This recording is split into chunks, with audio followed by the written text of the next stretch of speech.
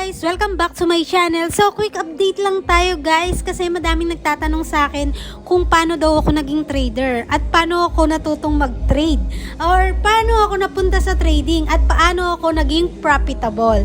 So, tatalakayin natin yan guys. As soon as possible, gagawa ako ng story time para dyan. Pero sa ngayon guys, ito lang muna ang masishare ko sa inyo kasi sobrang busy ko, as in sobrang busy ko talaga ngayon guys.